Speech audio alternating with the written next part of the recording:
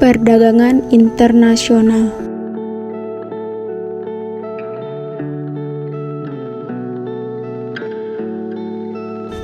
Nah, apakah kalian sudah tahu apa itu perdagangan? Perdagangan merupakan proses tukar-menukar barang dan jasa dari suatu wilayah dengan wilayah lainnya. Perdagangan dapat dilakukan dalam skala nasional maupun internasional. Mari kita lanjut membahas tentang perdagangan internasional. Perdagangan internasional adalah kegiatan yang terkait dengan transaksi barang dan atau jasa yang terjadi antar negara dengan tujuan untuk memperoleh keuntungan. Secara garis besar, perdagangan internasional merupakan kegiatan ekspor dan impor. Mari mengenal lebih lanjut perdagangan internasional. Pengertian perdagangan internasional. Terdapat sejumlah pengertian perdagangan internasional, yaitu menurut Ferbianti DKK 2020, perdagangan internasional adalah perpanjangan dari produksi, pertukaran, dan konsumsi yang merupakan elemen dasar kehidupan. Produsen dan konsumen yang termasuk dalam perdagangan internasional berasal dari berbagai negara. Menurut Edi Supardi 2021, menjelaskan bahwa perdagangan internasional adalah kegiatan perekonomian dan perdagangan yang dilakukan oleh penduduk suatu negara dengan penduduk negara lain atas kesepakatan bersama. Menurut Edli Rinaldi DKK 2020, perdagangan internasional adalah hubungan perniagaan antara para pihak yang berada di dua negara yang berbeda. Secara garis besar dilakukan dalam bentuk ekspor dan impor. Ciri-ciri perdagangan internasional. Berdasarkan buku Perdagangan Internasional, konsep dan aplikasi, ciri-ciri perdagangan internasional meliputi 1. Para pihak yang melakukan perdagangan tidak saling bertemu, bahkan tidak mengenal satu sama lain. Para pihak dihubungkan atau dikenalkan melalui media promosi dan atau perwakilan dagang dari masing-masing negara. 2. Harga barang atau komoditas ditentukan dari standar harga yang telah ditetapkan oleh kesepakatan internasional atau dapat juga berdasarkan tawar-menawar bargaining position masing-masing pihak. 3. Tujuan perdagangan dominan komersial atau dapat terjadi hubungan antara perdagangan dan konsumen, tetapi komoditas digunakan untuk kepentingan produksi. 4. Di Indonesia, pelaku usaha harus memenuhi persyaratan yang ditetapkan pemerintah yang memiliki izin-izin tertentu. 5. Keikutsertaan negara sangat besar, baik yang berkaitan dengan pungutan negara maupun perlindungan terhadap pelaku usaha. Tujuan perdagangan internasional. 1. Memenuhi kebutuhan suatu negara yang tidak tersedia di negara tersebut, namun tersedia di negara lain. 2. Memperluas wilayah pasar perdagangan dan meningkatkan produksi, meningkatkan devisa negara melalui kegiatan ekspor. Memajukan pertumbuhan sektor ekonomi negara, menjaga kestabilan harga barang, dan efektivitas penyerapan tenaga kerja. 4. Modernisasi teknologi dalam meningkatkan efisiensi proses produksi. 5. Membentuk sumber daya manusia yang mahir, terampil, dan unggul serta mampu mengikuti perkembangan teknologi.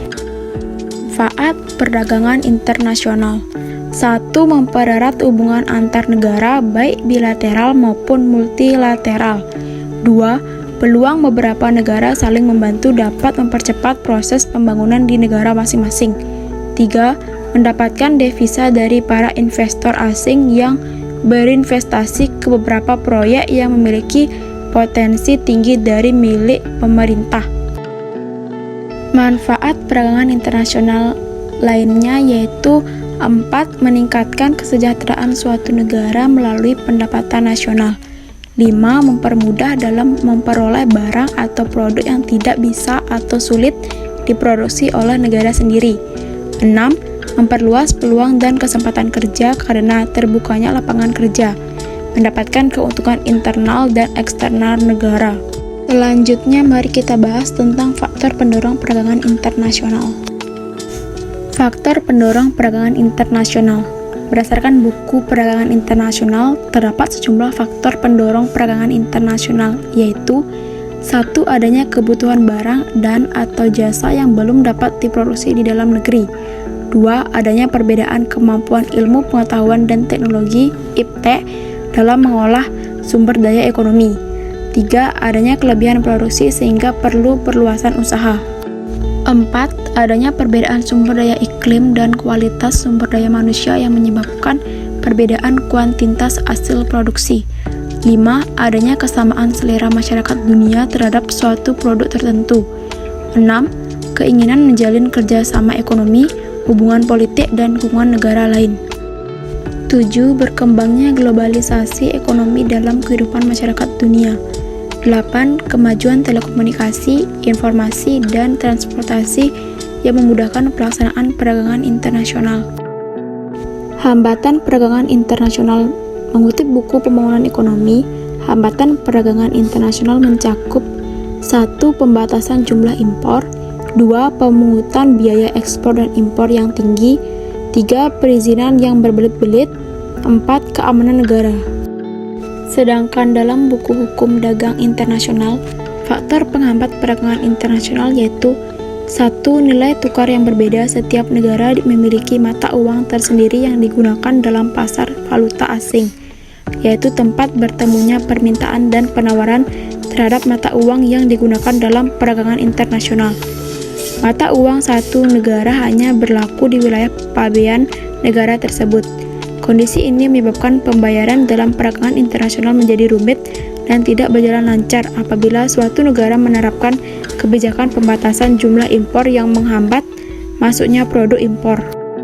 2. Konflik di suatu negara. Konflik dapat berupa perang, kekacauan politik, atau kerusuhan.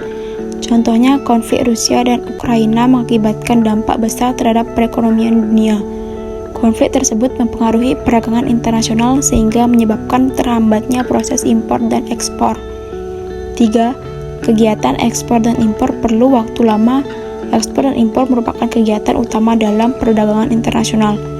Arus masuk keluar barang membutuhkan waktu yang lama karena membutuhkan perizinan yang cukup rumit serta melewati berbagai wilayah. Itulah penjelasan tentang perdagangan internasional.